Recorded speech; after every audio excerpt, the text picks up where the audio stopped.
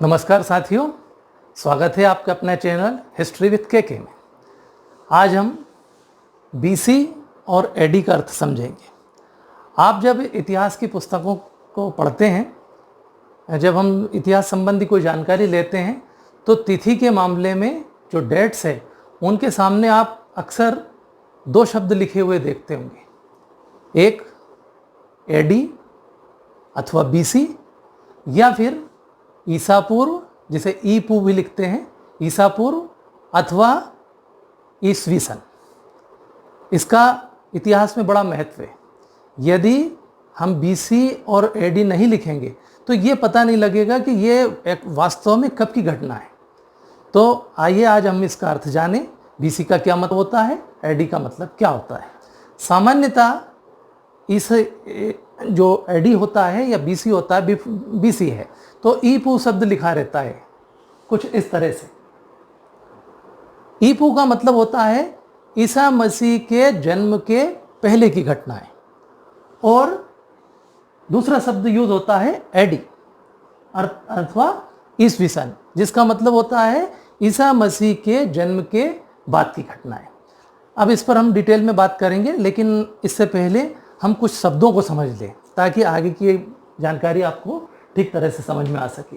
यहाँ मैंने पहले से कुछ शब्द लिख करके रखे हैं ताकि हमारा समय की बचत हो सके। इसमें देखिए, आप अक्सर तिथियों के सामने जो प्राचीन भारत का इतिहास है अगर उसको देखें तो उसमें बीसी शब्द का उपयोग होता है। बीसी का मतलब होता है बिफोर क्राइस्ट अथवा ईसा के जन्म के पूर्व, बिफोर क्राइस्ट। इसको हम संक्षेप में ईपू अथवा बीसी के रूप में लिखते हैं। दूसरा शब्द जो उपयोग होता है वो है एडी, या ईस्वी भी लिखा रहता है। 1761 ईस्वी, 1526 ईस्वी, एडी। इसका अर्थ होता है एनो डोमिनी, अर्थात ईसा के जन्म के बाद। क्लियर है? आजकल इतिहास में, आधुनिक इतिहास में कभी कभी ये शब्द भी यूज होते हैं, बी सी ई। बी सी का मतलब होता है बिफोर कॉमन इरा, अर्थात बिफोर का मतलब पहले, कॉमन सामान्य, इरा का मतलब युग, अर्थात सामान्य युग के पहले, बिफोर कॉमन एरा। करेक्ट? इसके अलावा एक शब्द और यूज होता है सी ई। सी का मतलब कॉमन एरा, कॉमन का मतलब वही सामान्य, एरा का मतलब युग, अर्थात सामान्य युग। एक शब्द और आता है बीपी। यह यद्यपि कम देखने को मिलता है। इसका मतलब होता है बिफोर प्रेजेंट। यहां तक की बात आपको उम्मीद है समझ में आ गई होगी। बीसी, एडी, बीसी और सी। एक बात और मैं आपको बताना चाहूंगा कि ये जो बीसी शब्द है, बीसीई इसके समानांतर ही यूज होता है, बिफोर क्राइस्ट या बिफोर कॉमन एरा। इसी प्रकार से एडी, एनो डोमिनी, या इसके समानांतर उपयोग करते हैं हम कॉमन एरा। तो यहाँ तक के शब्द यदि आपको समझ में आ गए, बात समझ में आ गई है, तो इसके आगे का अपन अब अर्थ समझते हैं कि इतिहास में कैसे इसका उपयोग होता है। आप लोग सभी जानते हैं कि वर्तमान में जो प्रचलित कैलेंडर है, जिसको हम कहते हैं कि अंग्रेजी कैलेंडर, ये ग्रेगोरियन कैलेंडर है और प्रायः विश्व के सारे देशों में इसको मान्यता है। वैसे तो बहुत सारे हमारे देसी के कैलेंडर भी है, अलग अलग ये ईस्वी जो है उसका उपयोग करते हैं। जैसे यदि देखें तो जैसे आषाढ़, सावन, भादो, ये वाला हमारा देसी कैलेंडर है, हिजरी संवत है, लेकिन इसको पूरे विश्व में मान्यता है और इसी के अनुसार सारी तिथियां चलती हैं। तो ये जो ग्रेगोरियन कैलेंडर है इसका अपना एक इतिहास है, कब इसको अस्तित्व में आया, कैसे, लेकिन सामान्यतः ये माना जाता है कि ये ईसा मसीह के जन्म से इसका अर्थ लगाया जाता है। तो आज से अगर हम बात करें कि ईसा मसीह का जन्म कब हुआ था, तो हम कह देंगे, अब कौन सा सन चल रहा, 2020 ईस्वी। तो 2020 ईस्वी मतलब आज से 2020 साल पहले। लेकिन इससे पहले भी तो दुनिया थी। क्या इससे पहले विश्व का अस्तित्व नहीं था? आप देखेंगे प्रागैतिहासिक काल, उसके पहले मानव का इतिहास, मानव की उत्पत्ति, पृथ्वी की उत्पत्ति लाखों साल पहले का। तो 2020 के पहले की जो भी घटनाएं वो ईसा मसीह के जन्म के पहले की मानते हुए ईसा पूर्व की कहलाती है और बाद की ईस्वी कहलाती है। इसको आप आइए देखें, हम एक स्केल से देखते हैं। मान लीजिए कि ईसा मसीह का जन्म 0 मान लेते हैं। वैसे 0 मानना ठीक नहीं है, आधुनिक इतिहासकारों ने या ज़्यादातर ने 1 माना इसको, यहाँ भी 1 और यहाँ भी 1। यानी इस 1 को अगर देखें हम तो ये कह देते हैं 1 ईस्वी। इसको अगर देखें हम तो यहाँ कह देते हैं वो 1 ईसा पूर्व।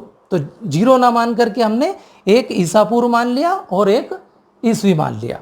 तो यहाँ से जो घटनाएं चलेगी क्रमशः, इसमें ये बात भी मैं क्लियर कर देना चाहूँगा कि कई पुस्तकों में और कई विद्वान ये भी मानते हैं कि ईसा मसीह का जन्म 4 से लेकर के 6 ईसा पूर्व हुआ होगा, लेकिन यहाँ पर हम स्थिर कर रहे हैं 1 पर। तो आज से 2020 साल पहले ईसा मसीह का जन्म हुआ। अब ये जो घटनाएं होगी आगे की वो 1, 2, 3, 100, 200, 15, 2020 इस तरह से जाएगा। इस दिशा में चलेंगे, क्रमशः सन बढ़ता चला जाएगा। अगर हम ईसा पूर्व को देखें तो ये कुछ इस तरह से चलेंगे, 1, 2, 200 ईसा पूर्व, 300, 400, 500, 2350 ईसा पूर्व, 4000 ईसा पूर्व, इस तरह से घटनाएं इधर जाएगी और इसमें क्रमशः हम इस तरफ चलेंगे। अब मान लीजिए किसी ने पूछ लिया, हम यहाँ पर 2 तिथियों का अध्ययन करें। देखिए ये 1526 में कौन सी घटना हुई थी इतिहास में? पानीपत का प्रथम युद्ध। हम यहाँ पर लिख दें ईस्वी सन 1526 में। अब कोई ये पूछे कि आप ये बताइए कि पानीपत का प्रथम युद्ध आज से कितने साल पहले हुआ, तो कैसे बताएंगे? तो अब कौन सा सन चल रहा है? 2020 ईस्वी एडी। पानीपत की घटना, पानीपत का युद्ध कब हुआ था? 1526 एडी में। क्या करेंगे हम? इसमें से इसको घटा देंगे तो क्या आ जाएगा? आज से कितने साल पहले हुआ? 494 वर्ष पहले। लेकिन अगर इसी को हम पहले का देखें, मान लीजिए कोई पूछे कि कलिंग का युद्ध कब हुआ था, तो हम कहेंगे कि 261 ईसा पूर्व, 261 ईसा पूर्व। तो पूछ लिया कि आज से कितने वर्ष पहले हुआ, तो इसमें क्या करेंगे? 2020 साल तो आज अब के हो गए, ईसा मसीह के जन्म के 2020 साल, और इससे भी पहले हुआ ईसा मसीह के जन्म से 261 ईसा पूर्व कलिंग का युद्ध हुआ। तो क्या करेंगे? 2020 साल तो ये हो गए और 261 साल वो, तो कितना हो गया? आज से कितने साल पहले हुआ ये युद्ध? 2281 साल पहले। तो इसमें घटनाएं जब कोई बताना हो आज से जोड़ करके अगर देखें तो हम इसको जोड़ देते हैं। आज के 2020 साल में ईसा पूर्व के उतने साल जोड़ देंगे तो टोटल ईयर निकल आएंगे, और वर्तमान में यदि देखेंगे तो इसमें घटा देते हैं। मान लीजिए मेरा जन्म 1972 में हुआ। अब कोई पूछे कि आप कितने साल के हो, सिंपल सा है, 2020 से मैं घटा दूंगा इसको। तो यहां प्रॉब्लम नहीं है। प्रॉब्लम जो कंफ्यूजन होता है वो पूरा कहां होता है? इस तरफ। हमारे स्टूडेंट पूछते हैं कि सर सिकंदर का जन्म 356 ईसा पूर्व हुआ और मृत्यु 323 ईसा पूर्व हुई, ये कैसे उल्टा हो रहा है? वो इसलिए हो रहा कि क्योंकि 556, देखिए यहां आया 556, तो हम ईस्वी सन की तरफ आ रहे हैं, क्रमशः इधर की तरफ आ रहे हैं। मान लीजिए कोई ये कहे कि एक व्यक्ति है जिसका जन्म 500 ईसा पूर्व हुआ और उसकी मृत्यु, वो 50 साल जीवित रहा, तो हम ये नहीं कहेंगे 550, हम क्या कहेंगे 450 ईसा पूर्व। क्यों? क्योंकि वो क्रमशः इधर आ रहा है। कब उसकी जन्म 500 ईसा पूर्व हुआ, लेकिन ईसा मसीह के जन्म से 450 साल तक वो पहले तक जीवित रहा।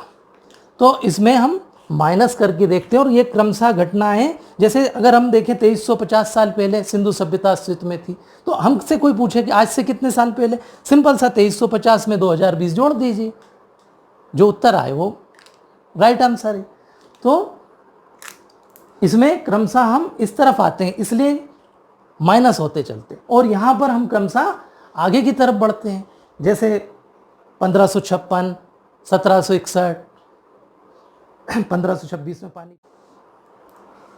तो यहाँ हम क्रमशः आगे की तरफ बढ़ते जाते हैं और यहाँ हम क्रमशः पीछे की तरफ जाते हैं। तो यहाँ जितनी पुरानी होगी उतने ही ज़्यादा साल रहेंगे और क्रमशः इस तरफ आने पर हम माइनस होते जाएंगे।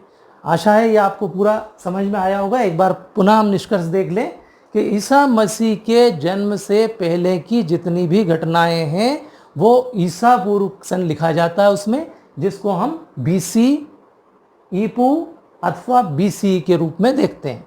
और ईसा मसीह के जन्म के बाद की जितनी भी घटनाएं हैं वो सब ईसवी सन के नाम से जानी जाती है, जिन्हें हम AD अथवा CE कॉमन एरा के रूप में लिखते हैं। अब यहाँ कंफ्यूजन होने की कोई ज़रूरत नहीं। कब से देखेंगे ईसा मसीह का जन्म? ये कैलेंडर जब से अस्तित्व में। आप कैलेंडर कितना पुराना है, जितना साल है, 2020 चल रहा है, तो 2020 साल पहले ईसा मसीह का जन्म हुआ। उनके पहले की जितनी भी घटनाएं हैं क्या कहेंगे उनको? वो ईसा पूर्व, और उसके बाद की जितनी है वो ईसवी सन। आशा है अब आपको BC और AD का पूरा अर्थ समझ में आ गया होगा। यदि समझ में आ गया है तो वेरी गुड, आप इसको और एक बार अच्छे से देखें, समझें। अगर शब्द समझ में आ गया है तो पूरा ये समझ में आ जाएगा आपको। जब जब आप पढ़ें किताबों को तो एक बार उसमें से घटा करके, जोड़ करके, जैसा मैंने यहाँ पर बताया उस तरह से देखेंगे तो ये पूरा समझ में आ जाएगा। Thank you very much.